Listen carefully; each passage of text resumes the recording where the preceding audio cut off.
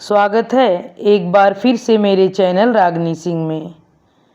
आइए आज सुनते हैं मालती जोशी जी द्वारा लिखी एक कहानी जिसका शीर्षक है समापन। तो चलिए शुरू करते हैं कहानी समापन। नहाकर निकली ही थी कि दरवाजे पर दस्तक हुई।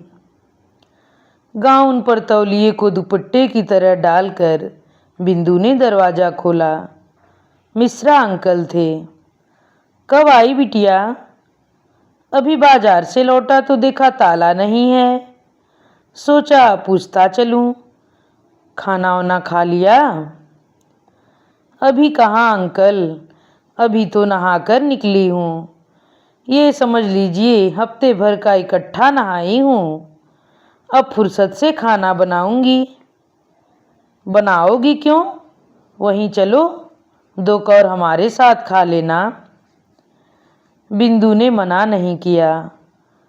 खाना बनाने का जरा भी उत्साह नहीं था। वह तो आज का दिन चाय ब्रेड पर ही गुजारने का सोच रही थी। अंकल ने उबार लिया।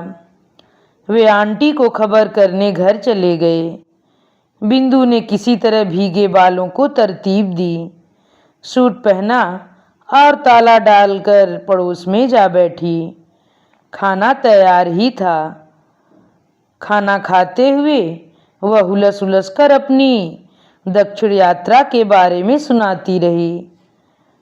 नौकरी करते हुए उसे 12 साल हो चले थे, पर अब तक कभी एलटीसी का लाभ नहीं ले सकी थी।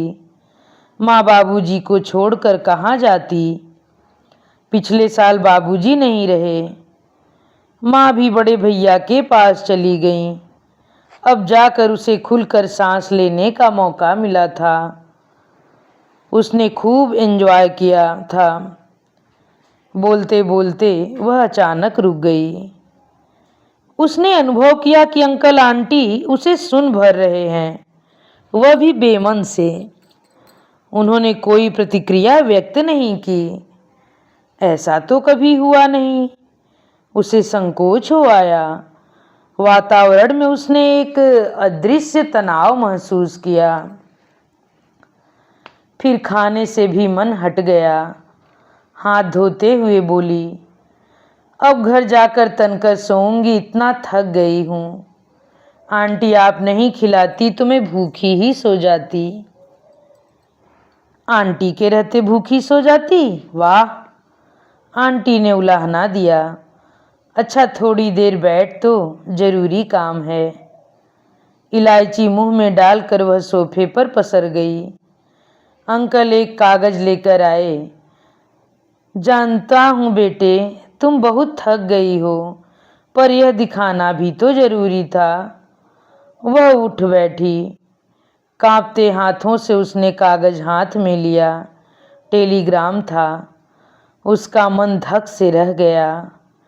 टेलीफोन के इस युग में यह टेलीग्राम क्यों? खोलकर देखा, मदर एक्सपायर्ड राकेश। बहुत देर तक वे अक्षर उसके आसपास चक्कर काटते रहे। दोनों हथेलियों में सिर डालकर वह पत्थर की मूर्ति की तरह बैठी रही।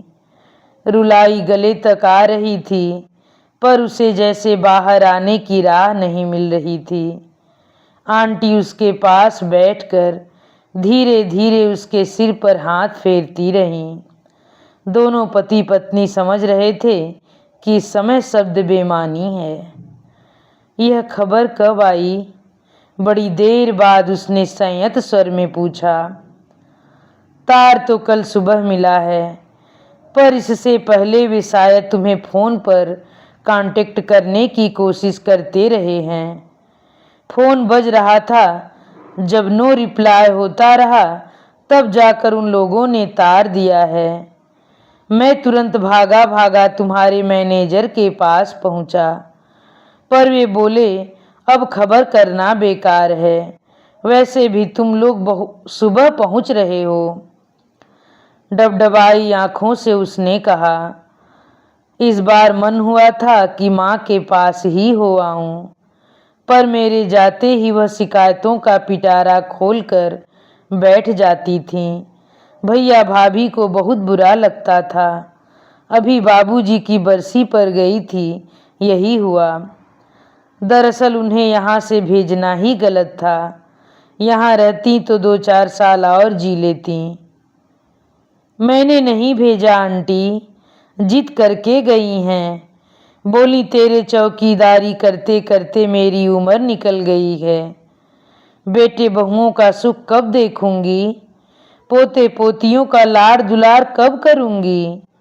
बड़े हुलास से गई थी यहाँ से, साल भर में ही मोह भंग हो गया। अभी 2 महीना पहले तो बाबूजी की बरसी हुई है। अब इन्होंने भी बिस्तर गोल कर दिया। इतने साल यहाँ थी तो खूब भली चंगी थी, कभी कुछ नहीं हुआ। साल भर में यह क्या हो गया। आप देखती ना आंटी तो पहचान भी न पाती, सूख कर काटा हो गई थी। वह तो होना ही था। एक तो बाबूजी का दुख, दूसरे घर वालों का व्यवहार। अंकल बाबूजी का दुख ही सबसे बड़ा था। वे थे तो उन्हें पल भर की फुर्सत नहीं थी। वे चले गए तो जैसे एकदम खाली हो गई वे। अब उनका अकेलापन बांटने के लिए मैं कितने दिन घर बैठती। नौकरी पर तो जाना ही था, पर मुझ पर गुस्सा हो जाती थी। कहती तुमने बाबूजी के आखिरी समय में बेटों को नहीं बुलाया। क्या पता मुझे भी मरते समय उनका मुंह नहीं देखने दोगी। तुम तो मुझे मेरे बेटों के पास पहुंचा दो। बताइए अंकल, अब मुझे क्या पता था कि यह बाबूजी का आखिरी समय होगा। इससे पहले जब जब भैया लोगों को बुलाया वे मुझी पर बिगड़ पड़े थे। कहते तुम्हें क्या है, बस फोन खटका दिया। कितना पैसा कितनी छुट्टी बर्बाद होती है कुछ पता भी है। अब उनके आने तक बाबूजी ठीक हो जाते थे, यह मेरा दोष थोड़े ही है। पर बाबूजी के ठीक होने पर खुश होने के बजाय वे अपने ही पैसों का छुट्टियों का रोना लेकर बैठ जाते थे। अस्थमा के पेशेंट के साथ यही होता है। सांस उखड़ती है तो लगता है पता नहीं अगली सांस आएगी भी कि नहीं। एक बार तो राकेश मुझसे भी उलझ गया था। मैंने साफ कह दिया था कि बेटा यह मामला अब इस लड़की के बस का नहीं है। बेचारी घबरा जाती है। इससे अच्छा है तुम लोग माँ बाप को अपने पास रखो। अंकल यह बात तो मैंने भी कई बार कही थी, पर मुकेश भैया ने तो हाथ ऊंचे कर दिए थे कि मेरा घर बहुत छोटा है, वहाँ 2 एक्स्ट्रा पलंग लगाने की जगह नहीं है, न ही मेरे पास नौकर चाकरों की सुविधा है। बड़े भैया से कहो उनके पास बंगला भी है, काम करने वाले भी हैं। तो बंबई वाले क्या अपने माँ बाप को समुद्र में फेंक देते हैं। वही तो, बड़े भैया और भी महान। बोले मैं दोनों में से किसी एक को ले जाऊंगा। मेरी बीवी नौकरी करती है, दोनों को नहीं संभाल सकती। नौकरी तुम नहीं करती क्या? पर मेरे बच्चे जो नहीं हैं, मेरे पास तो फुर्सत ही फुर्सत है। बहन की शादी भी नहीं करेंगे, ऊपर से बच्चों का ताना देंगे। आंटी ने वितृष्णा से मुंह बिचका दिया। आंटी, माँ तो खुद बाबूजी का पूरा काम संभालती थी। मैंने कहा भी कि भाभी को कुछ भी करना नहीं पड़ेगा, पर वे नहीं माने। फिर मैंने ही मना कर दिया, कह दिया कि जैसा होगा संभाल लूंगी, अब आपको कष्ट नहीं दूंगी। इस उम्र में दोनों को एक दूसरे से अलग करने का पाप तो मुझसे नहीं होगा। थोड़ी देर कमरे में सन्नाटा रहा, फिर बिंदु एकाएक उठ खड़ी हुई। अंकल, अभी आपने मोहल्ले में किसी को बताया तो नहीं है ना? नहीं, क्यों? पता चलेगा तो लोग एक एक करके मातम कुर्सी पर आने लगेंगे। मैं थोड़ा सोना चाहती हूँ, रात में फिर गाड़ी पर चढ़ना है। किसी को भेजकर मेरे लिए लखनऊ का एक टिकट मंगवा सकेंगे प्लीज? वापिस लौटी तो घर ऐसे भाए भाए कर उठा मानो माँ की अर्थी अभी अभी यहाँ से उठी हो। इतनी देर तक रात से रुकी हुई रुलाई एकदम बांध तोड़कर फूट पड़ी। बिस्तर पर औंधी गिरकर वह देर तक सुबकती रही। कुछ देर तक रो लेने के बाद वह कुछ प्रकृतिस्थ हुई। मन थोड़ा हल्का हो गया। उसे लगा कि यह रुलाई तो उसके गले में साल भर से या कि 14 महीनों से अटकी पड़ी थी। बाबूजी की मृत्यु के बाद तो रोने का भी समय नहीं मिला था। एक बार तो बार बार पछाड़ खाती माँ को संभालना था, फिर भाइयों को, नाते रिश्तेदारों को खबर करनी थी, उन लोगों के आने तक अंत्येष्टि की पूरी तैयारी करनी थी। भाइयों के आने के बाद भी वह चैन से कहाँ बैठ पाई। घर उसका था, व्यवस्था का दायित्व उसी का था। किसी ने उसकी उम्र का विचार नहीं किया। किसी ने यह नहीं सोचा कि बाबूजी उनके पिता भी थे। पिछले 12 सालों से वही उनकी सेवा टहल कर रही थी। किसी ने उसका दुख नहीं जाना, किसी ने आंसू नहीं पोंछे, किसी ने उसकी पीठ पर सांत्वना का हाथ नहीं फेरा। उल्टे सब लोग अपना ही रोना लेकर बैठ गए थे। दोनों भाभियां सूजे हुए चेहरे लेकर ही आई थीं। बड़ी भाभी को मलाल था कि वे छोटी बहन की शादी में शिरकत नहीं कर पाएंगी। यूं तो अभी चातुर्मास चल रहा था, पर नियोजित वर को यूएस से जाना था, इसलिए जल्दी में मुहूर्त निकालना पड़ा। क्या पता था कि बाबूजी भी अभी ही मुहूर्त निकालेंगे। बड़ी भाभी तो अपने बच्चों को मामा के यहाँ छोड़कर आ गई थी। पढ़ाई भी होती रहेगी और शादी भी एंजॉय कर लेंगे। पर छोटी भाभी के बच्चे तो छोटे थे, उन्हें साथ लाना पड़ा था और वे कुड़कुड़ा रही थीं कि उनकी पढ़ाई का बहुत नुकसान हो रहा है। छोटे भैया बुनबुना रहे थे कि दुनिया चांद पर जा रही है और हम लोग अभी तक 13 दिनों वाला राग लाप रहे हैं। इतने दिनों में कोई घात लगाकर घर साफ कर जाएगा तो जिंदगी भर रोते रह जाएंगे। छुट्टियां बर्बाद हो रही हैं सो अलग। बार बार पूछ चुके थे कि क्या मेरा रुकना जरूरी है। आखिर तंग आकर मिश्रा अंकल ने कह ही डाला कि बेटा तुम्हारे बाप मरे हैं, ठीक समझो तो रुको, नहीं तो जाने वाले को कौन रोक सका है। बड़े भैया अपना अलग राप लाप रहे थे। बार बार ऐलान कर रहे थे कि इन ढकोसलों से मेरा विश्वास नहीं है। 5 ब्राह्मणों को खिलाओ और छुट्टी करो। छोटे भैया का तर्क था कि मरे हुए आदमी पर इस तरह पैसा लुटाने में क्या तुक है। जब 2-3 बार वे ये जुमला बोल चुके तो बिंदु ने कह ही डाला, उनके जिंदा रहते तो तुमने कुछ किया नहीं, अब मरे पर ही कर दो। इस बात पर अच्छा खासा महाभारत हो गया था और छोटे भैया भाभी जाने वाले दिन तक मुंह फुलाए ही रहे थे।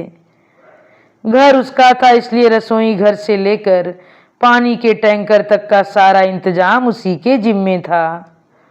कपड़े बर्तन के लिए महरी लगवाना, खाना बनाने के लिए मिश्रानी ढूंढना, मेहमानों को टिकाने के लिए घर ठीक करना, टेंट हाउस से बिस्तर और बर्तन मंगवाना, सब जैसे उसी के काम थे। उसके कर्तव्यों की लंबी सूची थी, पर निर्णय का एक भी अधिकार उसके पास नहीं था। मृत्यु के बाद के अनुष्ठानों में भी उसकी भी बहुत आस्था नहीं थी।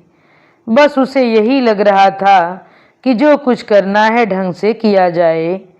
पंडितों के लिए जो सामान आया था वह बहुत ही घटिया था। खाने का मेनू भी बहुत साधारण सा था।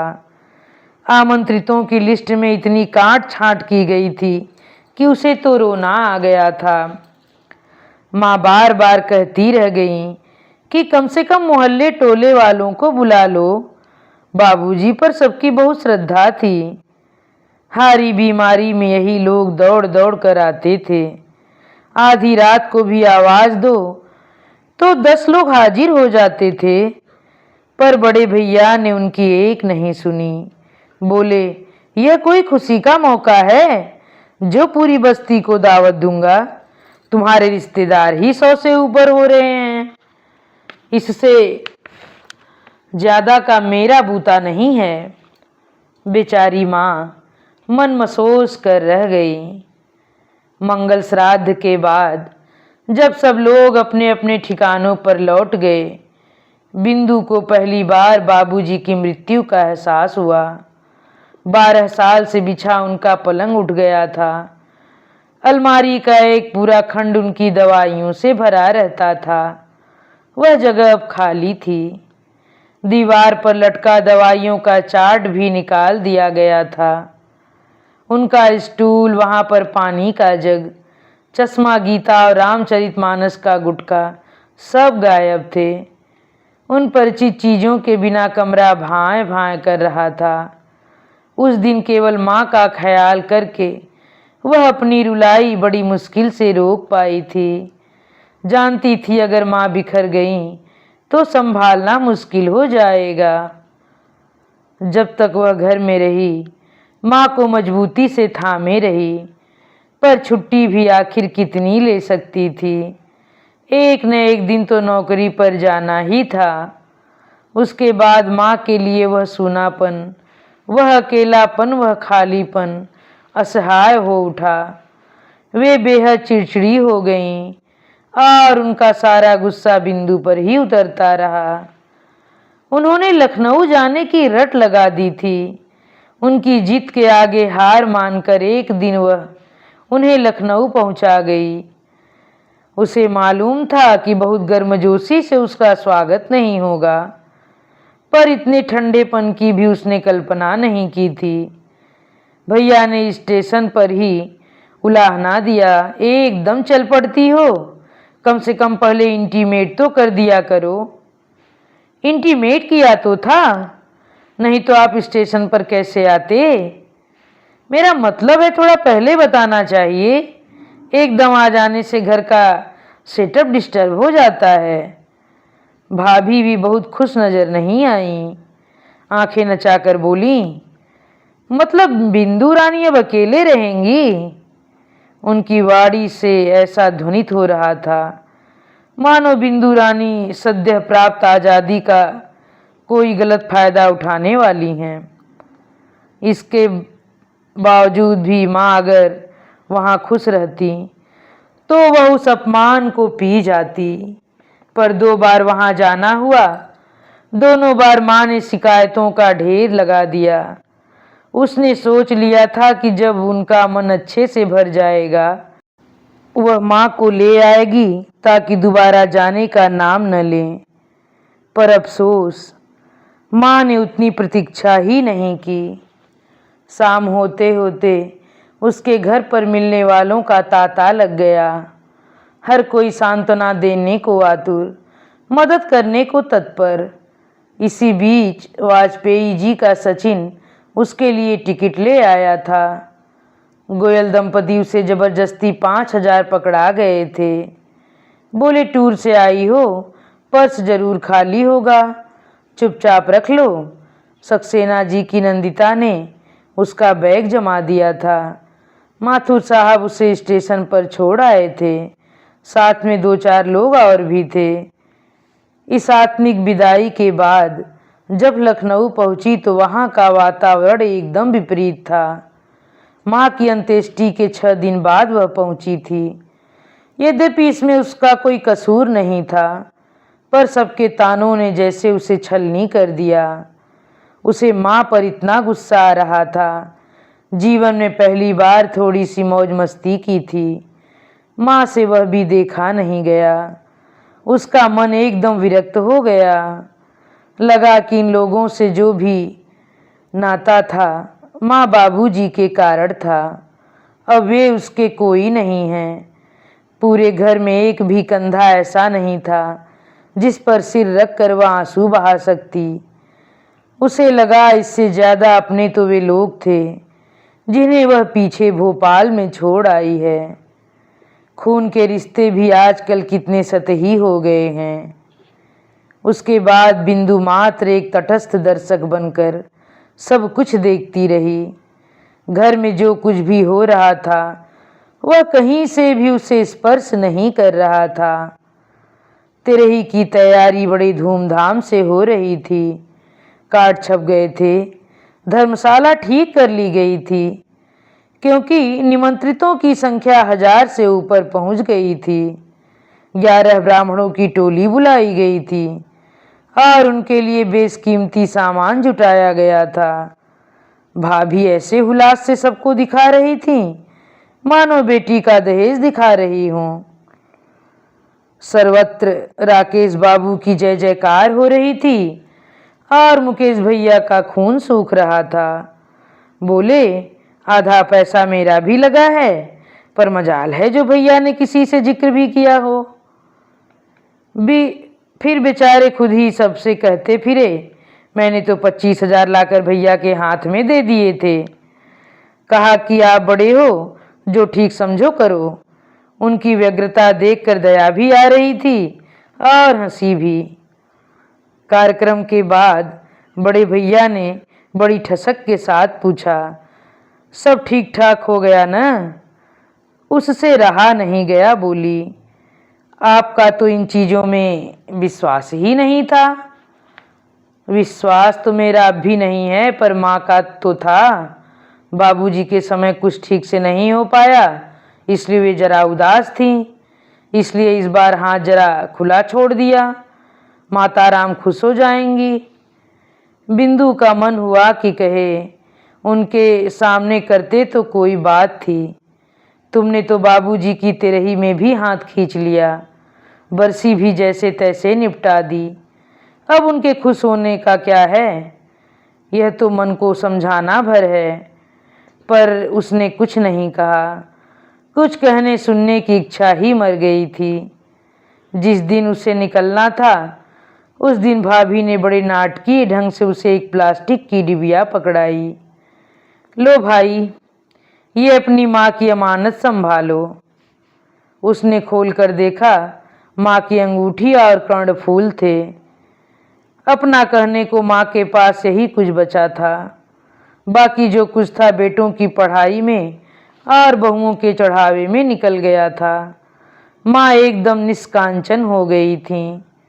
बिंदु को अब जब जरा सी सुविधा हुई, उसने सबसे पहले माँ के लिए 4 चूड़ियाँ और चेन बनवाई थी। बेटी की कमाई धारण करते हुए माँ का मन बहुत रोया था। बार बार कहती रही, मेरे मरने के बाद तुम ही से पहनना, किसी को देने की जरूरत नहीं है। माँ को क्या पता था कि भाभी उन चीज़ों का जिक्र भी गोल कर जाएंगी। उसने वितृष्णा से वे चीज़ें लौटा दी। रख लो भाभी, मैं क्या करूँगी इनका। अरे वाह, माँ की यादगार निशानी है, इन्हें कोई लौटाता है? भाभी, मैं तो हमेशा से माँ बाबूजी के पास रही हूँ। पिछले 12 सालों से तो मैं ही उन्हें देख रही थी। मेरे पास उनकी अच्छी बुरी सैकड़ों यादें हैं। उन्हें याद रखने के लिए इन निर्जीव चीज़ों की ज़रूरत नहीं है, बल्कि आप दोनों इन चीज़ों को माँ के बाकी गहनों के साथ अपनी बहू बेटियों में बांट देना। समझ लेना, उनकी दादी का आशीर्वाद है यह। इसके बाद उसे लगा कि वह एकदम हल्की हो आई है। उसने यह आखिरी बंध भी तोड़ दिया है। वह एकदम बंध मुक्त हो गई है। अभी आप सुन रहे थे मालती जोशी जी द्वारा लिखी एक बहुत ही मार्मिक कहानी समापन। कहानी सुनने के लिए आप सभी श्रोतागणों का मेरा बहुत बहुत धन्यवाद।